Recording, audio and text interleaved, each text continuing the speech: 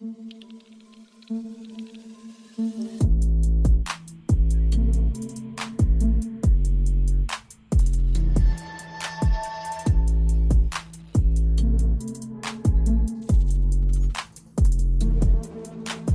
and welcome to the 20th edition of the Next Man Up podcast. My name is Logan Wortman, a basketball enthusiast, nerd, whatever you want to call me. But I'm here with my two good friends, Jacob Roth. Hello. And Anthony Levtsenyuk. Yo.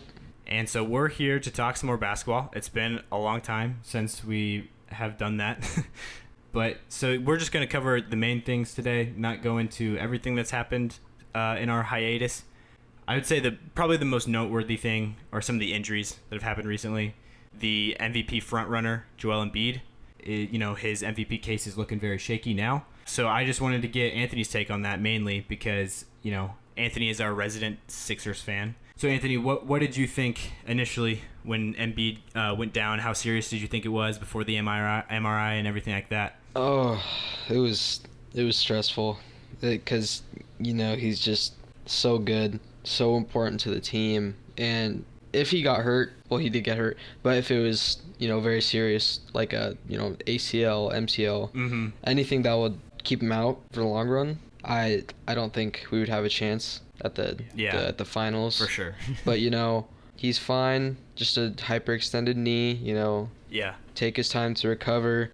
MVP wise, I think if I was talking to Jacob about this earlier, if he wants to be back as soon as possible to, fight for his MVP, then so be it, if he's fully healthy. But if the team and Embiid kind of have an understanding that, he should sit out a little longer, let it fully heal, let it just to be precautionary and not let anything worse happen to his knee, so that they can have the best chance at winning it all, then yeah, good with that too. Just whatever is best for the team, pretty much. Yeah. But we've played actually really well without Embiid. Yeah. Tobias Harris has really stepped up, and he's been the number one option. So he's done a very good job in that role. Simmons doing great defensively, offensively too. There's been a couple games without Simmons too, hasn't there? Yeah.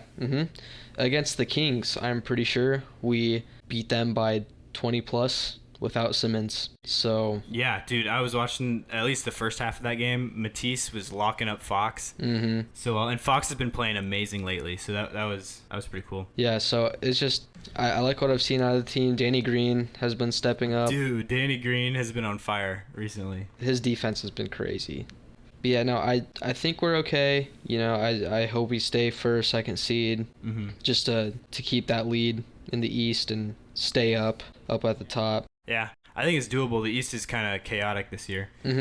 Jacob, how do you feel about this injury and how it helps your fandom? Well, not exactly helps in general, but one thing I kind of brought it up to Anthony before you were doing something, but this Sixers team's better than it used to be, but the only thing this Sixers team could do was win at home for a long time. They'd go almost undefeated at home and then struggle on the road. Yeah. So I said, you don't want to rush Joel Embiid back, obviously. But, as soon as you can have him back, I wouldn't, slough it off another couple games, because that could be the difference with how the East is looking between being the 1 seed and the 4 seed. And the 4 seed, you don't get to stay at home very often. You know what I mean? Yeah. And for a team like that, having those 4 home games is super big when you play so well at home in the Wells Fargo Center or whatever it's called, right? Yeah. Yeah, Wells Fargo Center. Yeah. And obviously you don't want to rush him back. Joel Embiid being healthy for you in the playoffs is a lot more important than having a seed number. Yeah. But with how your team plays, and like I said, this year's a little bit better. But even looking at this year, they've got 13 losses and 9 of them have been in away games. Yeah, that's been weird. Like most teams, it's been very odd how not having fans. Yeah. But for the Sixers, it's kind of remained the same. They still play much better at home than they do on the road. Yeah. And by playoff time, I wouldn't be surprised if fans are in the stands. Maybe not at full capacity, but that impact will further. But every other team, and you kind of brought it up, you look at their home and away win-losses. The Nets, 6 losses at home, 8 at away. Bucks, 5-9. Heat, 10-11. Hawks, 9-12. 12. Like, these are like closer numbers, and then you have this big gap of like exactly 2/3 of your losses on the road. Yeah, that's the only thing. But like, in terms of, I hate sports what ifs, is the way I guess I could say it. Like, what if Joel Embiid would have never had terrible just anatomy and like was actually able to stay healthy? You know what I mean? Yeah. Being a how old, 22-year-old rookie or whatever it was, because he spent like 3 years before he actually got to play in the NBA. Like, all that stuff like sucks because you never want to see it. But I obviously hope for a quick recovery as much as I want him to. The Celtics are struggle bus, and I don't even know what's up. I can't even analyze past. I think you got to trade Jason Tatum. No. I don't think it's Tatum, but we can talk about that later. Yeah. But in terms of how I feel about it, I hope Embiid comes out of it on the other side, the exact same player he was. And I think we'll talk about it a little bit later, but how it affects like him as an MVP. Yeah. It's going to. We're talking about this is talking about rookie of the year, Lamelo, who also another big injury we can talk about later. But how like people said like, well he shouldn't get rookie of the year because Zion didn't. Yeah, that's not a real reason. It should, yeah, but I agree the games played is going to affect his Rookie of the Year case for sure. The Sixers just crossed over the halfway point. Yeah. 43 games they've played. So, if you go, I use the NFL because that's more my wheelhouse. But if an NFL player were to only play 8 games, he's not winning MVP. Yeah. I don't care what his stat line was. He's not winning MVP. Yeah. But, like when people said Zion should be in the talk still, Zion Williamson played the equivalent of 3 games in 3 quarters last year if it was an NFL season. And people, I could go off on that whole people being injured and how much weight it has, but I hope that Embiid's able to come back in a decent amount of time, show people he's still an MVP when he comes back, and just be able to ball out. Yeah, for sure. Yeah, I'd agree with your point about bringing him back in terms of playoff seeding, because I do think that is going to be a big piece for the Sixers this postseason. You know, they are in a win now, type of mode. Yeah. But I think their window isn't as short as a team like the Clippers or somebody like that. I think that they do have a few more years to crack at it, after this one. I mean, I don't even think like Simmons has hit his prime yet. So it's just like, and Toby, you could say, is in his prime right now. Yeah, for sure. Like this season. I'm going to say Simmons has. You think Simmons? He plays like potential all-time defense, and his offense is never going to do anything. So I think he's... That's fair. Not that he's peaked. I don't want to say he's peaked. But like, I think we're seeing... Like, the only differences will be, like, super specific basketball people will see marginal improvements. Yeah. But, like, Ben Simmons isn't going to come out and be a 30% three-point shooter. You know what I mean? Like, peak Ben Simmons is going to be a facilitator and a great defender that can lock up almost anybody on the court, 1 through 5, and that's what he's doing right now. That's true. That's true.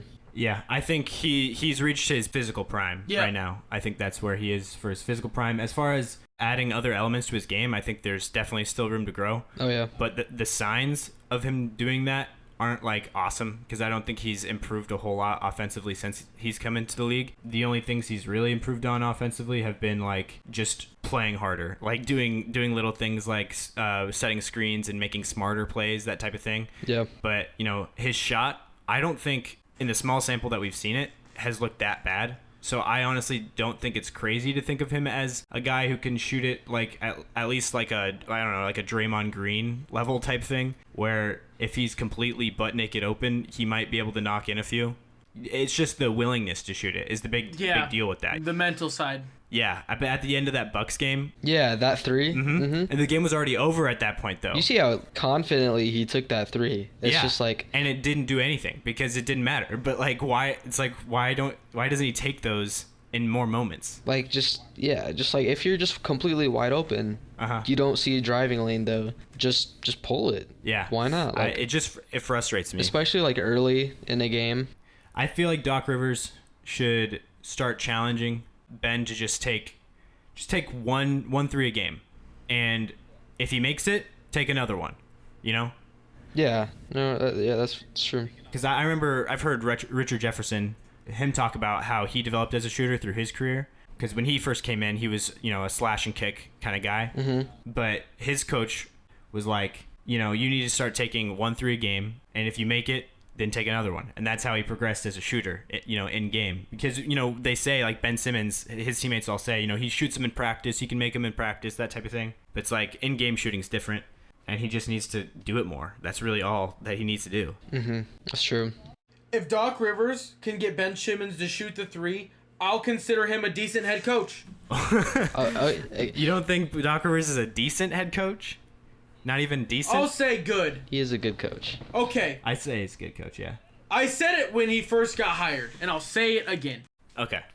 I personally feel like he has been gifted rosters from the Lord, and he's never made a team overperform what their talent level was.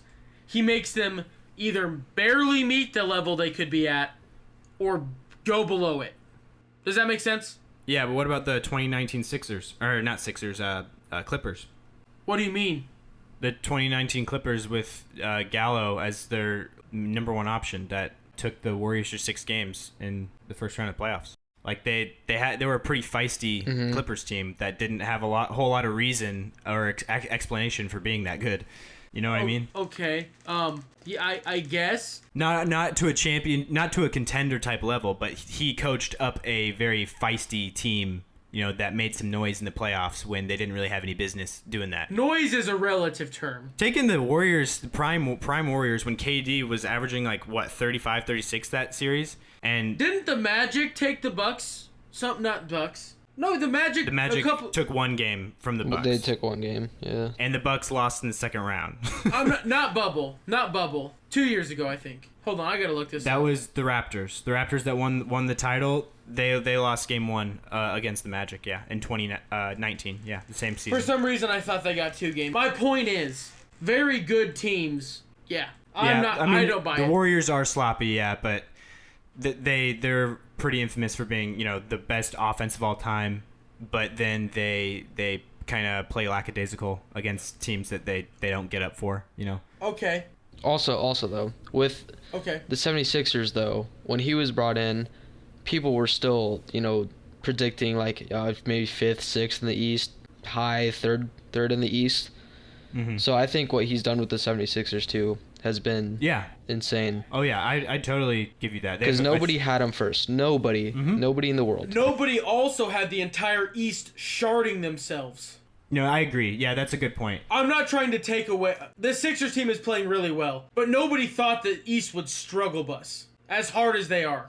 Yeah, exactly. Mm-hmm. The Heat came out of the gate horrible.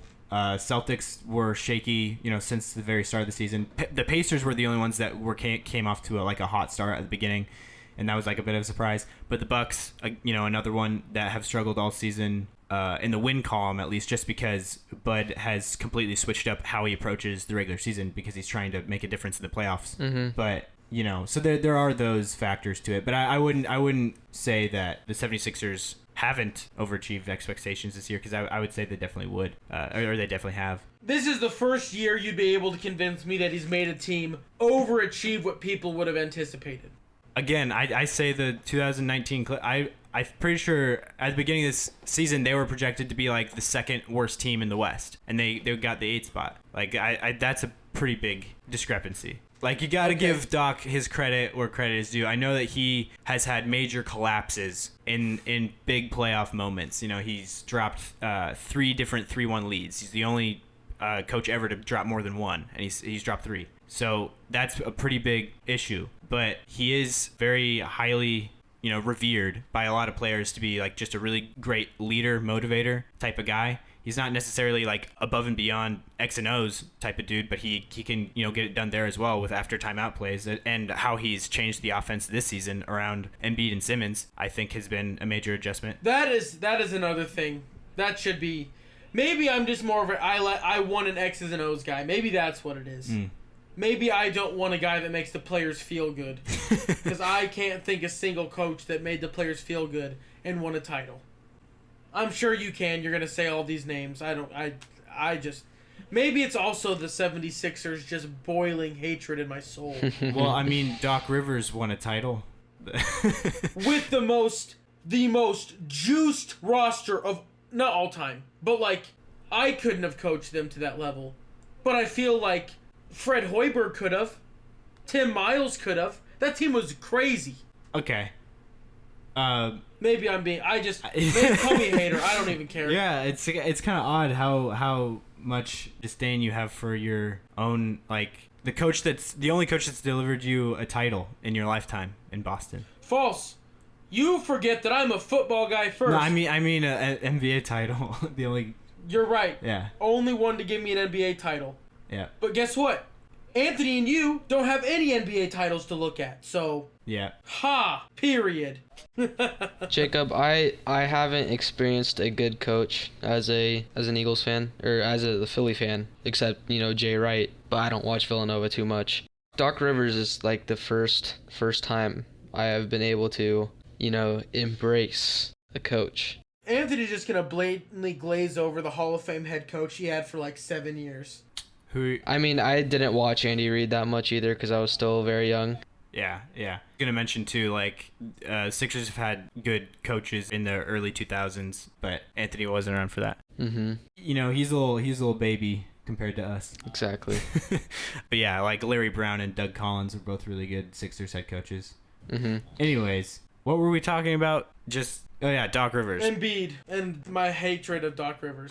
Yeah, let's go back to Embiid. So, yeah, I think bringing him back early it's very risky. Just when I saw that injury happen, I was pretty scared, and I'm not even a Sixers fan. It made me sick to my stomach. Same. Just the motion of his leg, it looked like a pretty significant hyperextension. Like, it could have done some damage in there. Mm-hmm. Especially with, like, just how big Embiid is. Being like 290, probably 285. I don't know how he didn't tear something, honestly. And also, he's taken some pretty tough falls this year. Mm-hmm. On top of that, like the one with LeBron pushing him in the back. People don't realize, like, when he's up in the air like that, and you push him in the back just a little bit, mm-hmm. it's gonna make him fall. Yeah. Fall on his back like that, and it's just like people look at the videos are like, oh dude, that's a flop. Like, do you think that he wants to land on his already hurt back like that? Yeah. Like, what? Yeah. It just exactly. People never fail to amaze me. Mm-hmm. But in terms of the MVP discussion, this year is super, super weird. I think it's probably the weirdest MVP discussion that we've had ever since 2011. Which was one where it was very highly contested, like not a clear winner. Mm-hmm. I guess 2017 was kind of like that too, but that was more, I don't know, I guess it was a little different. But in 2011 though, like it ultimately just went to D Rose because it was like the most like feel good story, really. Yeah. I'm not saying that he wasn't an MVP caliber player that year. He definitely was, but there were some other guys too that could have won it. And so this year, it's kind of the opposite almost. It's like there's a lot of guys that have a case that's like almost there, but nobody really has a super solid one. Like there's like a flaw with everybody's, if you know what I mean. Like LeBron's, ever since AD went out, he has not gotten a whole lot of wins. He just started to right before his injury. I think they won like 4 in a row. Mm-hmm. But he really wasn't taking the offensive load and putting the team on his back the way that most people expected him to. Jokic has been incredible this season, is on pace to break a ton of different PER and plus minus records, but the team isn't crazy good. Like, definitely one of the, I'd say, dark horse contenders in the West, but still only sitting at the 5 spot. In my own opinion, I don't think the MVP usually should go to a team that's that low in the standings. So, once if Jokic gets in the top 3 seeds, then I think it's more of a conversation. But right now, Jokic has that big flaw in his case as well. And then Embiid with the missed time, he missed 6 games in the first half of the season before the All-Star break. So he really couldn't afford to miss like more than 6 or 7 maybe, I guess, in this next stretch for it to, for him to really seal it, I guess, to have the best body of work for his season. Just because of how short this season is, 72 games instead of 82. Mm-hmm. Each game is kind of worth quite a bit more. A lot more, yeah. Yeah, so in a regular season, how many games does an MVP need to play? I would say once you get past like 15, 16 games missed, then you start, it doesn't disqualify them, but that starts to like hurt their resume. Yeah, it's like a negative blemish on it a little bit. I think, it doesn't just stop there. It's also good to like look at some stats of like the team's record without them and stuff like that. That can redeem it a little bit if like the team was completely awful in all of those games that they missed, and they still ended up with like a top seed because of how well he played in the games he did play in. Yeah. Then that's a big reason, too, that can go for him. So who do you guys have? Like, let's say Embiid does get quote unquote disqualified, who do you guys have as MVP frontrunners? I'd say right now, especially with the LeBron injury now that's going to be a couple weeks at least, I'm going Jokic. I know that, and as you guys know, I'm usually very like non-biased about my opinions. Like I don't. Yeah, he's my number one too. Yeah, I like Harden. I want to not pick. Oh, you like Harden? Is that what you said? Yeah.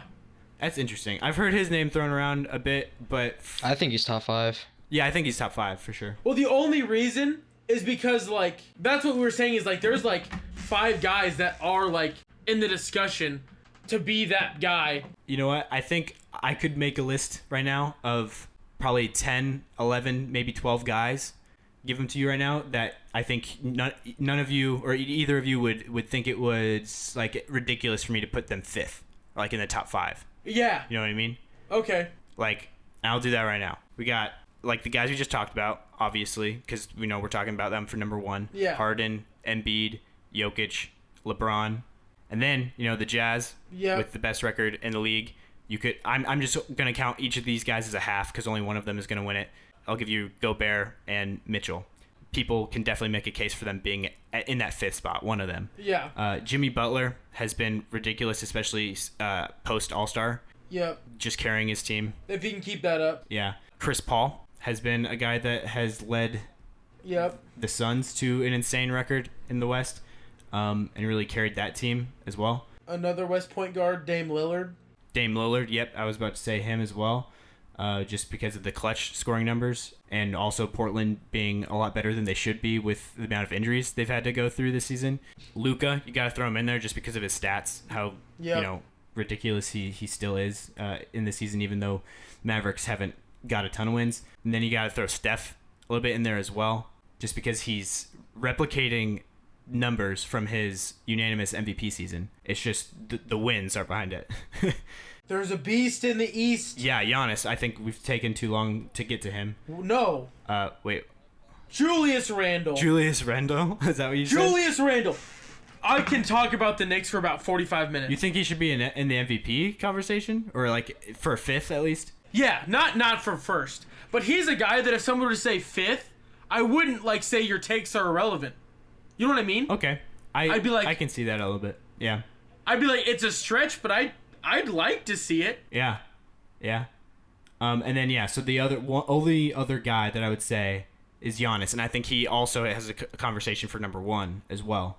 Just because of how I think there's a lot of guys that have a conversation for number 1, but I'd say Giannis is one of them, and he's being slept on quite a bit just because of the narrative of him winning 3 in a row. I do agree with that. Like him not winning 3 in a row. I get it. Voter fatigue. Yeah, is a thing. You think it's okay? Like you think that that's acceptable to have voter fatigue? It really depends. For me, if there's another player kind of equal to what he is, doing, how he's performing on the court, then I would say go with the other player. But I think Giannis is just too dominant to really avoid voting for him. You know what I mean? Yeah. And personally, my top 3 right now. Yeah, go for it. Is Giannis, Dame, and Jokic. That's my top 3. And so you have Giannis number 1? I do. No, I have Jokic. Oh, the other way around. Okay. Yeah, 3, 2, 1. Okay. I just think Dame carries the Trailblazers way too hard. Yeah. Okay. And then we go to the thing of like Dame has like the opposite of voter fatigue, where like people that vote just hate him for weird, like for All-Stars, for any kind of award. It's just like, nope, Dame Lillard is a joke, and I don't. No one just thinks of the Trailblazers ever. Like when they think of like good teams in the West, they're just like, oh, Lakers, Clippers, Jazz, Nuggets, Phoenix. They've Suns. always been like the little brother of all the teams in the West, really. Even when they were the 3rd seed that one season, they were still like kind of not taken seriously, and they did end up getting swept. Yeah. In that series against New Orleans, which because of that series, because of how Drew Holiday defended Dame so tightly that whole series, is the reason why Dame extended his range to the logo, and so that's why we have Logo Lillard now. So really, we should be thanking that series for happening. But I would agree. Dame should be in the conversation, closing a lot of games for Portland, putting the team on his back. Also, just the games that he doesn't play well. People want to use those against him, but like a lot of those games where he is having a really inefficient night and stuff like that, he has so much attention on him. It's ridiculous. Like, if you flip through all the different teams, I don't think there's a player in this league right now that has more attention defensively devoted to just him, and his teammates are, like, ignored. No, 100%.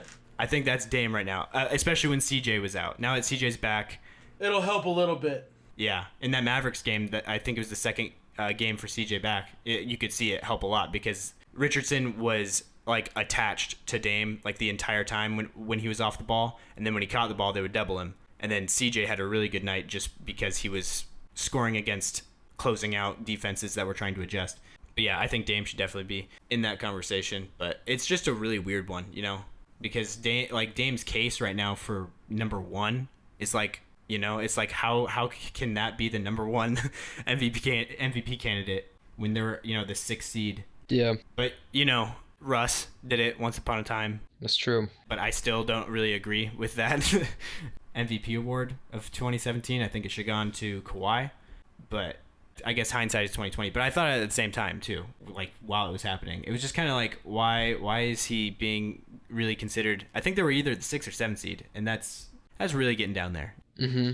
Oh, for sure. I just think it's because we haven't really seen a player put up stats like that. So it's like, yeah, you kind of have to have him top 2, top 3 at least, like, which is what he was doing. So yeah. And then the other thing is I feel like the MVP in the NBA more than any other sport is like 70% on court, 30% narrative. Yeah, there's a lot of narrative. Like there's always a story with every MVP. And like they have to have the numbers to back it up. But like Giannis's first year, he's not going to leave Milwaukee until he gets a ring. He's this great small town market guy. And then his second year, he does it again. How are they going to do in the bubble? And then this year it's like, well, it's just like every MVP you go back has a narrative. Yeah. Steph Curry's was the unanimous MVP. He's a little 6'3" guy who's changing basketball for everybody. Mm-hmm. It's just every time there's a different narrative for MVP in the NBA.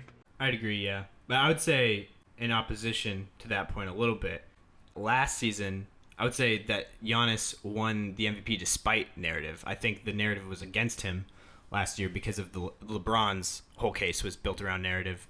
For Giannis, it was like, this guy's having the best PER season of all time. And if you look into the advanced stats, he's demolishing every record.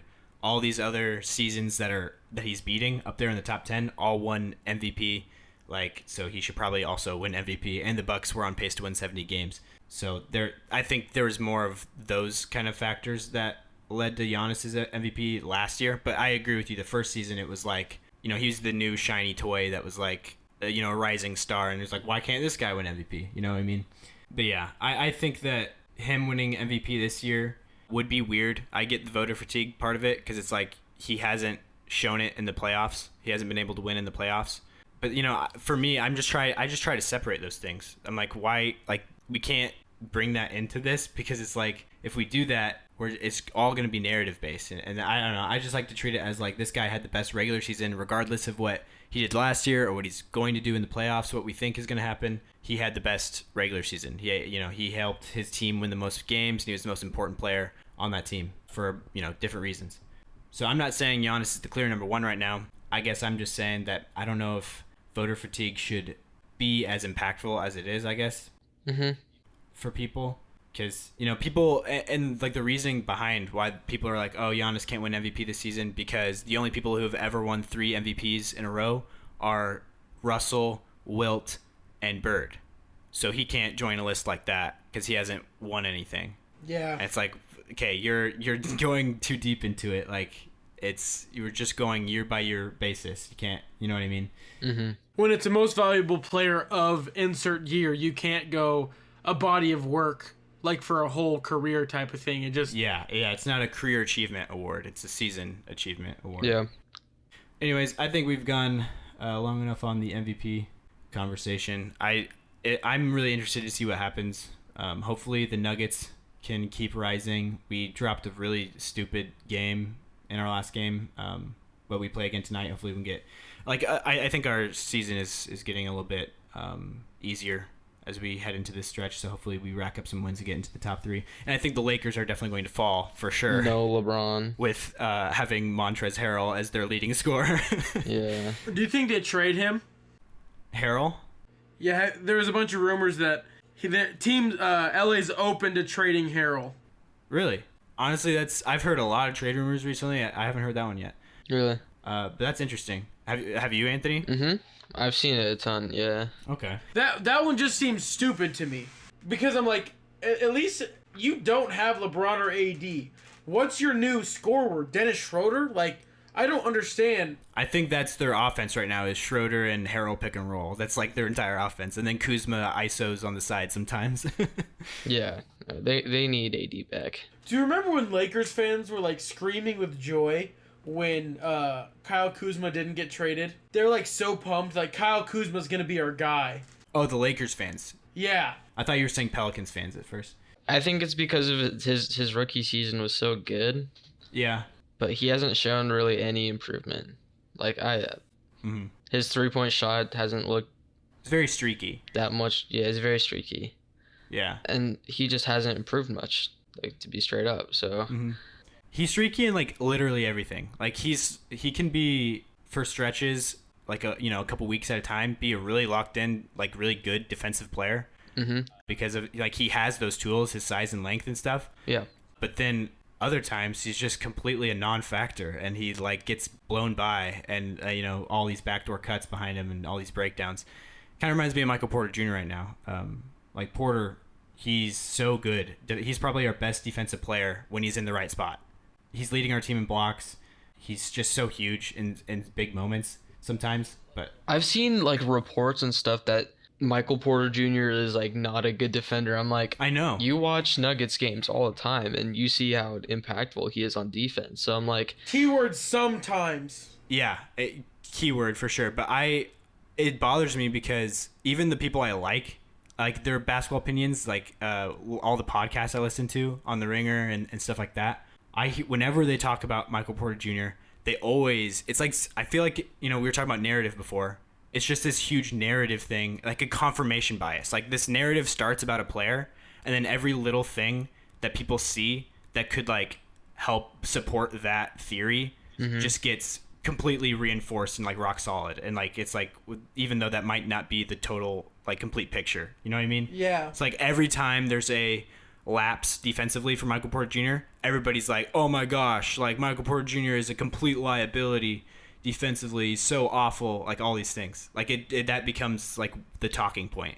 But from what I've seen, when we play him at the 4, when he's not on the floor at the same time as Paul Millsap, and we bring in Zeke Naji at the 3 or Will Barton or whoever, he's much better defending against 4s because of his size inside, and he's like a hustler on the boards and gets up for block shots and all that kind of stuff. And he's not slow laterally. The really like the big thing is off ball, his attention. He watches the ball too much sometimes and gets spun around when a player will cut back door and stuff like that. That's really the big thing that happens, and that's going to come with experience. Some players come in the league better at that stuff, some don't. I really like to blame Michael Malone a little bit for the minutes that he gave him in his rookie season. Yeah, that's true. Only averaging 14 minutes a game his entire rookie season. 14 minutes a game. And then when we got to the playoffs, he was playing in crunch time and closing games. Yeah. in the playoffs, okay? Against teams like the Clippers where he's guarding Kawhi and Paul George and things like that. And it's like, and now you're going to be like like Michael Malone took a bunch of shots at him during the playoffs complaining about his defense like to the press, which is another thing I don't like about Michael Malone. Yeah. Is he talks to the press about complaints he has with players when I'm like, what, like just protect, you're the coach, you need to like protect your players, like exactly. Have those conversations with them behind closed doors, like that kind of stuff annoys me. I don't think I've really ever liked Michael Malone. He's always kind of seemed like that douchebag of a coach who underperforms with his team. Because I think the Nuggets can be much better. I don't. I think they could. I really do. They have no defense. Yeah, our defense is struggling right now, but there's a lot of teams that have no defense in the league right now, though. That's true. I think that they could be a really scary regular season team. And because their offense, when everybody's hot, is freakishly elite. But it's so streaky, I wouldn't bet any amount of money on them, ever. The only thing consistent is Jokic will have like 180-foot assist a game. That's funny. Yeah, I get what you're saying. I think that there's some moves we can make, even at this deadline, to improve defensively. I've heard a lot of Alonzo Ball rumors. Well, they offered a bowl package, and with Gary Harris. Really? Yeah. They said no? I don't know yet completely if the talks are done, but apparently that I guess either Will Barton and Bol or Gary Harris and Bol. Yeah. I feel like the Pelicans just have way too many guards. Like, I mean, if I was the Pelicans, I'd rather have Will Barton than Gary Harris, because it's like, absolutely, I don't need another locked in defensive guard that can't shoot. With Gary Harris. Also, Gary Harris has been he's played like 4 or 5 games this season. So jeez, there's been that. Yeah, he had a lot of hype with him too, to be a really good 3-and-D. I mean, he was a really good 3-point shooter. Like, probably the best on our team, probably like 3 years ago. He was our best 3-point shooter. In the past 2 years, he's been like, he'll have a game where he's like 4 for 6, from 3 or something like that. But usually he's just so awful. Like, I think this season he's at like 19% from 3, which I know it's only like 5 games though, so it's not like a ton of shots. Yeah. Still, Gary Harris is. I'm still holding out hope though. Like, mainly for the money that we're paying him and what he can be for us defensively and what he will be. Like, that's a guarantee. Like, he's going to be phenomenal defensively for us. It's just I'm hoping that he can get it back on the defensive end. I mean, on the offensive end. But yeah, I don't know. Like, if I was the Pelicans, I'd rather take Will Barton. But I don't understand trading Lonzo Ball if I'm the Pelicans. Do you guys get that at all? No. I think that's so dumb. Unless you're like. Because like he does what you need him to. Yeah, exactly. He's become a very good. I'm not gonna say very good, like a very solid 3-point shooter. Yeah. I heard this stat. This will shock you guys. Okay, get ready for this. Is it with Trae Young? Yes. Have you heard it? Yeah. Yeah. Okay. Yeah, Lonzo Ball has shot more threes on better efficiency than Trae Young this season. He's made more threes on a better efficiency than Trae Young. It's insane to think about. He's really improved. Yeah. Yeah. And his defense is getting even better. Yeah. And he's always had a solid defense on the perimeter. So it's an offense that has no space at all. Yeah. Yeah. Dude, just imagine him on the 76ers leading the bench. Oof. Okay. I don't think it's the Sixers that need him, but I mean they could use him. I think most teams in the NBA right now could use Lonzo Ball, but definitely. I think guys like teams like the Clippers for sure. Him on the Clippers, that'd be scary too. Yeah. I saw that rumor as well. That'd be really good. Speaking of Ball, there is one person I would like to talk about. LaMelo? LiAngelo, actually. No, yes, LaMelo. What? Go for it. I did not expect to like him as much as I do. Oh, really? I expected to be, like, irritated just by him as a player. But he's, like, super likable. Yeah. He'll, like, mess with, like, it's just like a Luka, like, because Luka, like, you liked him because he, like, his, not just his play, but his, like, demeanor and how he, like, how he played the field, not just the game. Yeah. LaMelo's the same way.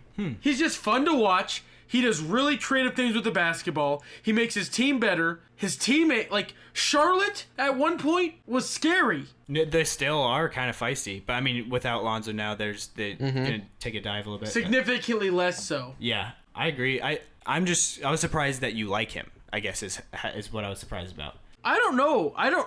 It's like a Kyrie that hasn't broken my heart. Okay. I mean, I don't mind him at all. I'm not saying that I don't like him or anything like that. I just wouldn't expect Jacob Roth to find a liking to Lonzo or LaMelo Ball.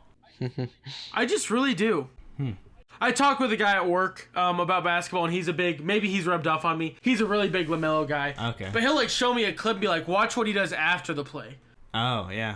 And he's just loving life playing basketball. Yeah, no, I agree. I think that, yeah, his attitude is, like, his personality is so, like, it was sold so differently coming into the draft. Yes. I think his public perception was a lot different than how he really is. And maybe that's another reason is I expected it to be this, like, whatever. Yeah. You know what I mean? Like, his whole, not going to be a bad guy, but just like this. Be like a diva type of thing. Yes. Mm-hmm. Yeah. And then to be, not the opposite, but, like, no signs of being a diva at all. Yeah.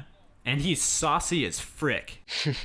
Yeah. He is such a saucy player. He's like, I think he has the most creativity with the ball in his hands, like playmaking wise, than anyone since Jason Williams. Oh, wow. You think so? Really? Yeah. I like that. Who else? No, I like that. Who else is that saucy? Rajon Rondo. That's true. Yeah, Rondo. Okay, Rondo's in there a little bit. Yeah, I can see that.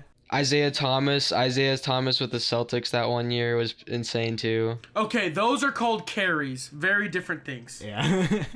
No, he made some insane passes too, though. Yeah. Like just No, he did. I love Isaiah Thomas with all my heart and soul. And if I could go back in time and change one thing about history, it wouldn't be to like stop bad world events or like change. I would literally walk up to Danny Ainge and say, "Put the phone down. Don't you dare talk to Cleveland." Yeah. I remember that trade. I remember where I was. Really? I remember where I was. I remember looking at my phone, seeing that, and I was just like, they really traded Kyrie for Isaiah Thomas. Yeah. I don't remember it that well, but I do. I get what you're saying. Like, I remember trades like the Paul George trade and stuff like that, like where I was exactly, like when I heard about it and stuff like that. But yeah, you keep going, Jacob.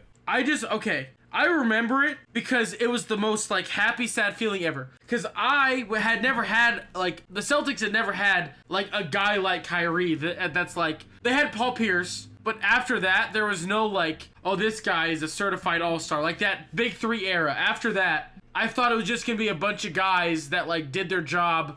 Like, I thought it was going to turn into a New England, where everybody would do their job, but there wouldn't be an all-star. Yeah. Mm-hmm. And then we get Kyrie, and my heart is broken because I'm like, the short king gave everything for us. Yeah. And what do? Trade He him. hurts his back, and we trade him. And I'm like, this sucks so bad, but we got Kyrie. Smile. And then Kyrie happens. Yeah. Yeah. And I'm not. I've grown in my Kyrie hate, like away from it. Like I'm not like you've got people on the internet that'll clown Kyrie just to clown Kyrie. I've grown past that. Today's his birthday, actually, so we should say happy birthday, Kyrie. Happy birthday, Kyrie. I'm sorry for all the mean things I've said about you. Yeah. You're often misconstrued, and I hope that you can finally get out of the shadow of LeBron. Yeah. Mic drop. I got a Kyrie take for you really quick, Jacob. I was wondering what you would think about it. Okay. So, you know, the narrative the last few years, ever since he went to Boston, really, Yep. with Kyrie has been when he's injured, which is a lot, his team plays better. It's better. Yeah. Infinitely better. Yeah. And even while he's playing in games, like, you just keep an eye on the plus minus and stuff like that. When he's off the floor, his team usually plays a little bit better. What? And that's continued when he went to the Nets. You know, last season they got feisty. Yep. And now I feel like Kyrie is being utilized in his ideal role with a fully healthy Nets roster right now, excluding Spencer Dinwiddie. Because most people forget that he's still on that team. But he's out for the season. But then, you know, you go back to Cleveland in those championship runs, well, the one that they won in 16. Kyrie, I think that was his ideal role, was like he's the second option. The offense doesn't run completely through him. He's more of this guy that's like, yes, he has like the best handles in NBA history and can get shots that nobody else can, but it's more of a thing that's like, oh, we'll throw it over to him at certain points where it's like, all right, now you do your thing now. You know, it's not every play, let's see what Kyrie's going to do for us. You know what I mean? Mm-hmm. He's the best CJ McCollum in the NBA. Yeah, exactly. I really like that, actually. That's a good when he's not the guy, he's super spooky. Yeah, because he's just this dude that can score on anybody, but like when the ball's in his hands the whole game, the team's probably not going to win. You know what I mean? I feel like it's like that. Yeah, I like that. Yeah. I agree. I honestly, with your Lamelo take that you had earlier about how you're surprised how much you like him, for me, I'm surprised how much I like the Nets. Like, this Nets team is just so, like, fun to watch. I've been watching a lot of Nets this season. Like, James Harden is a guy that for the last few years I never really particularly liked very much. Now I like James Harden. He's just so fun. Like, I don't know. Mm-hmm. And that's the opposite of how I would have described him in Houston. Because it was like, oh, he's just going to have the ball in his hands. He's going to dribble around for a while. He's either going to step back or draw a foul, get to the line like 15 times a game. Like, what's fun about that? You know what I mean? See, this is sad to say it, but I think right now, like, kind of piggybacking off of the Nets are fun to watch. Like, yeah, we are in this is a golden era of basketball. Mm-hmm. Yeah. Like, the 90s, obviously, very clearly a golden era because of the talents that are coming out. Yeah. But, like, I think we're in it right now. Yeah. We need to appreciate, even though the finals have sucked because it's 3 players, but, like, the seasons as a whole, and I don't know when it's going to end, but I'm just going to keep smiling through it all. Because basketball is fun. Mm-hmm. It really is. Like, right now, like, we could go into another drought and be like, oh boy. Like, yeah. This is rough. It's literally only Luka. The early 2000s, where it was like... Yes. Yeah. Perfect example. Yeah. Good job, Spurs. You're fun to watch. Yeah. Like, what? Exactly. Okay, not disrespecting the Spurs in any way, shape, or form, because I love when a team can just be like, you know what we're going to do? We're going to play the most fundamental level of basketball better than you. Try to beat us. Yeah. Tim Duncan is the most underrated legend of all time. Okay. He really is. No, I like that. Yeah, he's underrated by, like, the general public, I'd say. There's there's plenty of, basketball writers and stuff that love Tim Duncan. He has one of the best careers ever. Yeah. Me and Anthony agree. Check outside. But yeah, but the talent depth, I would say, the talent pool of the early 2000s. I'm not saying, the superstars were some of the best of all time still. Shaq, Kobe, Duncan, KG, all those guys. But the fact that Joe Johnson had like 8 All-Star appearances in that time span is just... He was pretty good though. Yeah. He was, but 8 All-Star appearances is a lot. That's a lot. Okay. He was a very crafty guy though. He was very fun to watch. Okay, but look at this season. Zach LaVine and guys like that are on the borderline of being like, just think about Zach LaVine compared to Joe Johnson. Like, I don't think there's a huge gap there. Mm-hmm. Zach LaVine right now compared to Joe Johnson in his prime is like, yeah, I'm fine with you taking Joe Johnson. I'm fine, but like, it's not that huge of a discrepancy. Yeah. And Zach LaVine right now, a lot of people were not putting on All-Star teams when they're doing All-Stars this year. Mm-hmm.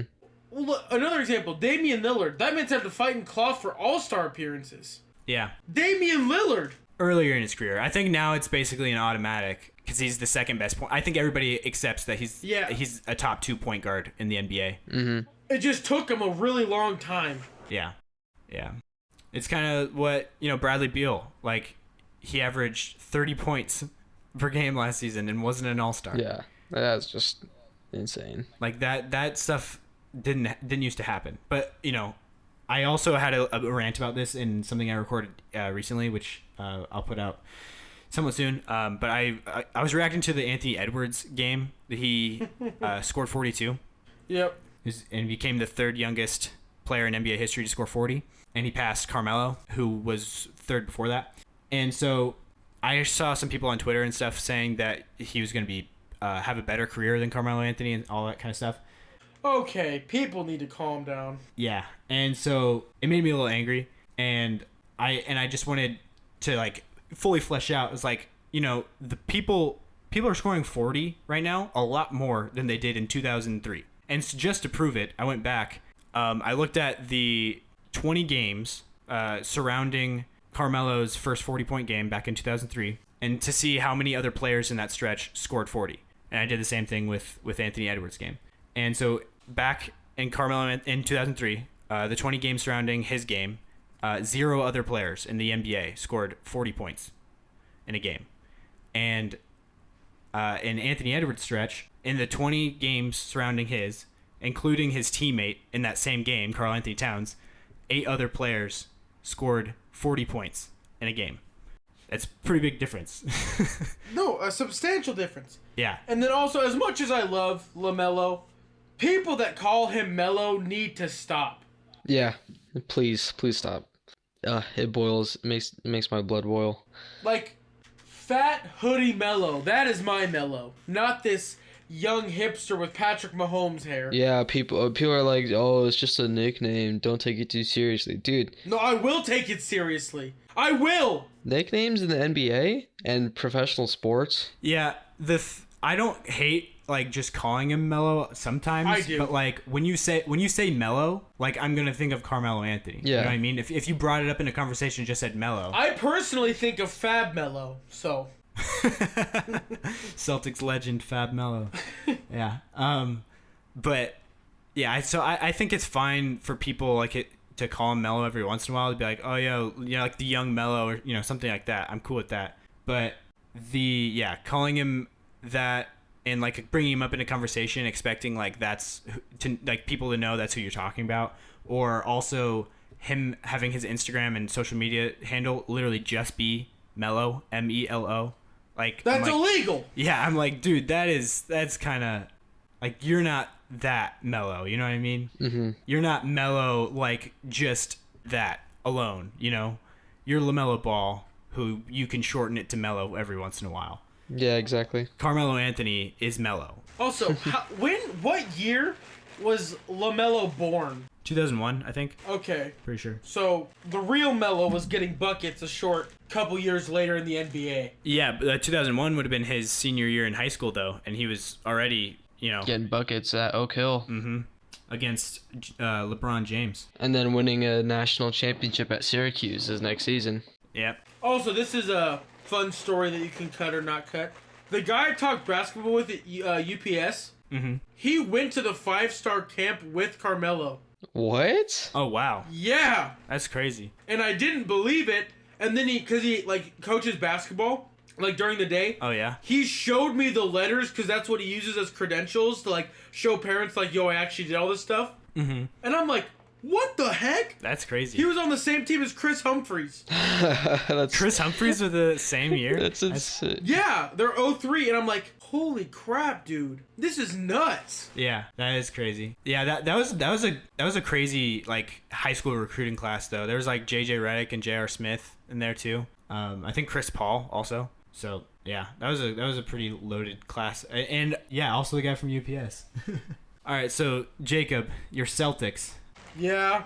And how you mentioned earlier about how like you don't even know how to analyze what's wrong with this Celtics team. What do you think? I guess this is probably gonna be hard because you just said you think it's pretty hard to analyze. But what do you think Celtics should do at the trade deadline that's coming up in 2 days? Build a time machine. Go back in time.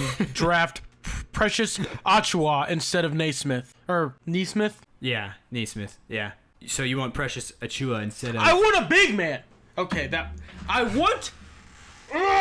But some wait, girth in the paint. Jacob, wait. I knew that's probably what you were going to say. But in my personal opinion, I think that there are two other big team needs that Celtics have above a starting level center. That would be my third team need for them. A power forward that's not a bum. Okay, so you think having... An actual rotation.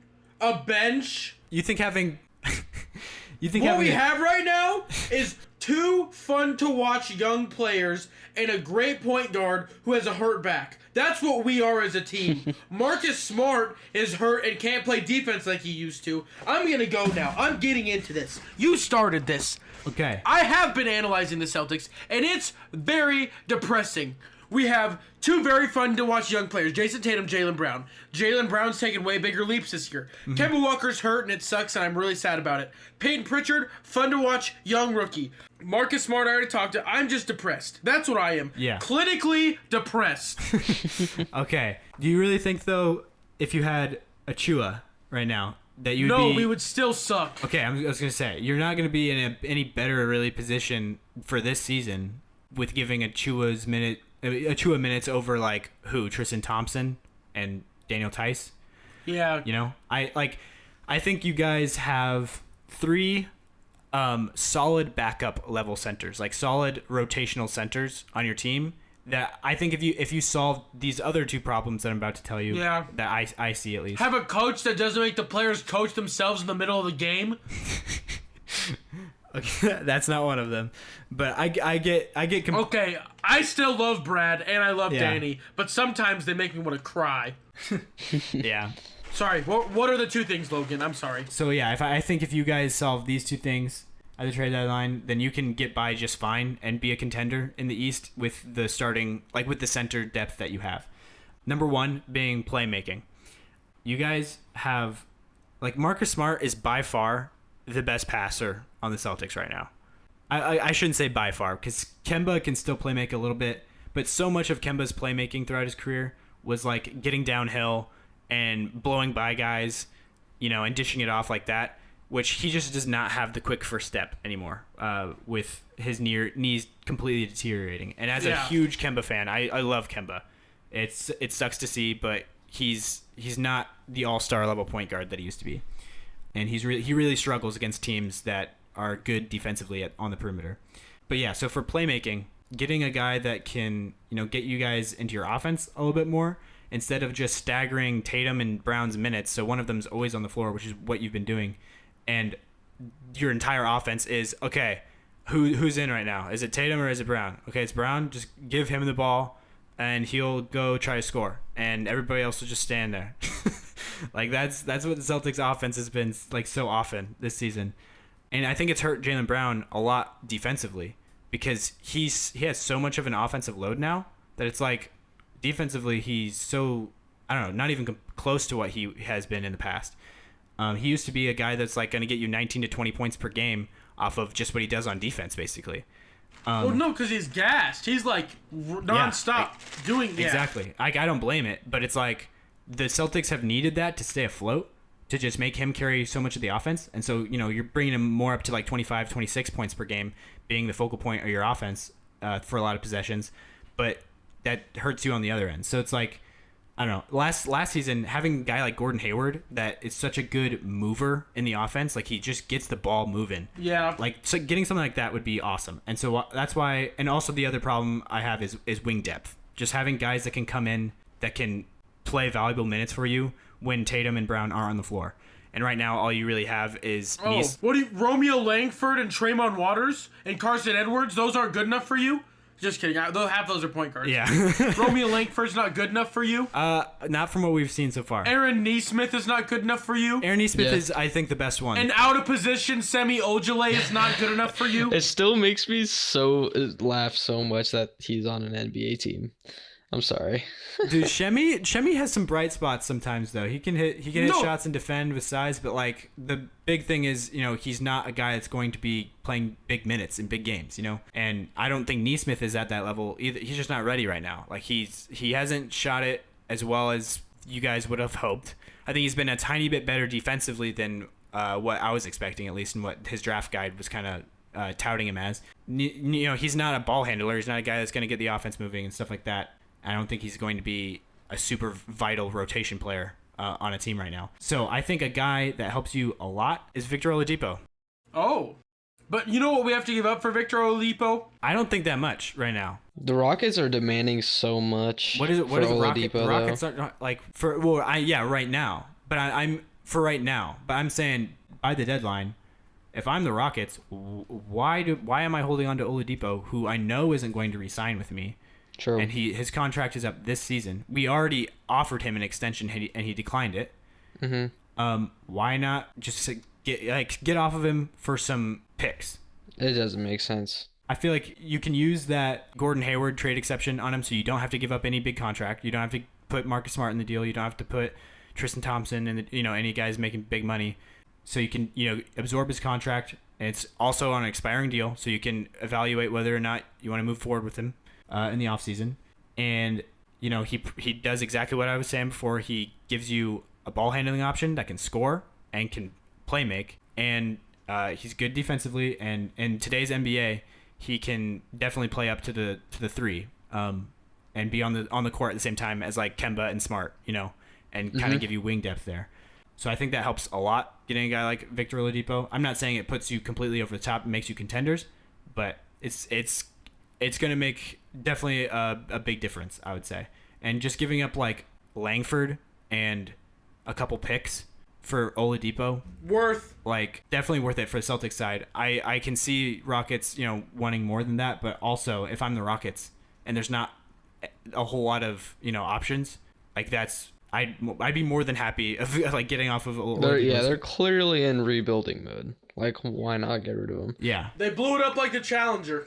Mm-hmm. Yeah, exactly. You can pair young Kevin Porter Jr. with young Romeo Langford. Mm-hmm. So exactly. Romeo Langford's not going to do anything in the NBA. I don't know what you're talking about. Yeah, that's probably true. But I mean, he's still a young, really athletic slashing guy that has potential, at least, maybe. A potential to be a role player is what I will give him. Okay. Yeah, that's still somewhere in the NBA. Yeah. That's true. I'm just fat, white, and talking about it, so good for him. The other option that I had, which is less likely because it would be harder to pull off, is DeMar DeRozan. I also low-key would like DeMar. Yeah, I think DeMar is just a super sane version of what Vic would give you.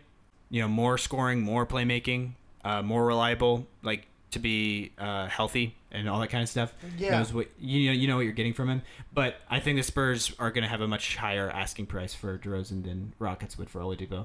But other guys that are like smaller versions of this that you could get easily, like Eric Gordon, Will Barton even. I don't know what I would want, though, from the Celtics for a Will Barton trade. But he does what I'm saying, Yeah. Lonzo Ball. Even, like, I don't know, Tomas Satoransky from the Bulls. A guy that can hit threes and handle the ball, and he's like 6'7", so, Terrence Ross, not as much of the playmaking there, but definitely gives you wing depth and isolation scoring. Is Terrence Ross still alive? Yeah, dude, he's in lots of trade talk right now. He's done pretty good, yeah. I just feel like he's always been old. Fournier's been in a lot of talks too, who I would love. Yeah, I also think Fournier would be good for the Celtics. There's a lot of guys I think that you could move forward to help you guys out. Bogdanovich. Yeah, I know Harrison Barnes has been the guy that's probably talked about most for the Celtics, but I don't really love that one that much. Also, the Kings just went out and said that he's untouchable, which is one of the most shocking things I've heard in my life, that Harrison Barnes is untouchable. So, yeah, I don't know. I think that's basically my Celtics take. Also, Kyle Lowry would be fun, but I don't think that's going to happen. Oh, man, imagine how many, offensive penalties we could cause. You sort of line up with Kyle Lowry at the point, Marcus Smart at the 2. Oh my gosh, that would be so annoying. Yeah. All the fouls. But with Lowry, you would have to throw in some contract fillers, so Smart probably would be in that deal. And then you draft Brad Davison from Wisconsin next year and have those three together. Oh, yeah. All right, let's end it with just mentioning the Rookie of the Year. Talk a little bit, because I don't think LaMelo is completely out of it, because from what we heard today with his MRI results saying that he could potentially come back within a little over 3 to 4 weeks. Ant-Man number 1. Yeah. So yeah, what are you guys' picks for Rookie of the Year if LaMelo isn't winning it? Right now, Ant-Man. Yeah, I'd agree. Yep. He's actually his play has surprised me. He's actually his shot selection has improved so much. Yeah, and just has been playing to his strengths. Yeah, and it's just been a joy to watch. I agree. Yeah, he surprised me as well. He started off really, really shaky, but yeah, he's definitely come into his own. Coaching can do some bits, Yeah, dude, Chris Finch. Well, I know we're trying to wrap up, but Chris Finch has done a lot for that Timberwolves team, and it's so impressive because of he just came mid-season from an entirely different team, and just became the head coach mid-season, and in a very condensed season where there's no practices, anything like that. Like, all the adjustments he's making is in game. Like, that's just, I don't know. And he's made a lot of adjustments, like Towns playing way more in the post and playmaking out of the post and stuff like that. But yeah, we won't go into a whole Wolves thing right now. Yeah. But yeah, anyways, I think Ant-Man, yeah, definitely number 1. Anthony Edwards, I think people are comparing him to like Dwayne Wade with a jump shot, but I think that's a little aggressive. His potential though, he definitely has star potential for sure as a scorer, even a playmaker. Eventually, he's really not there yet playmaking wise, but he can definitely get there. There's signs, I guess, for it. But I also wouldn't be surprised if Anthony Edwards became like a Jamal Crawford or a Dion Waiters or something like that. A guy that's like a really good scorer, but probably going to be coming off the bench or not going to be carrying an entire team. You know what I mean? That's fair. What do you think about that? I think he can be has the potential to be number one option. I think so. I wouldn't be completely surprised, but part of me feels like the more likely scenario is he's going to be more of a heat check guy. But also, I don't want to be pessimistic. So, but yeah, I definitely see the groundwork there for him to be a really elite scorer, for sure.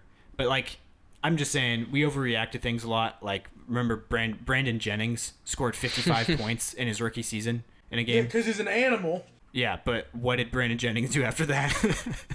He became a heat check guy off the bench.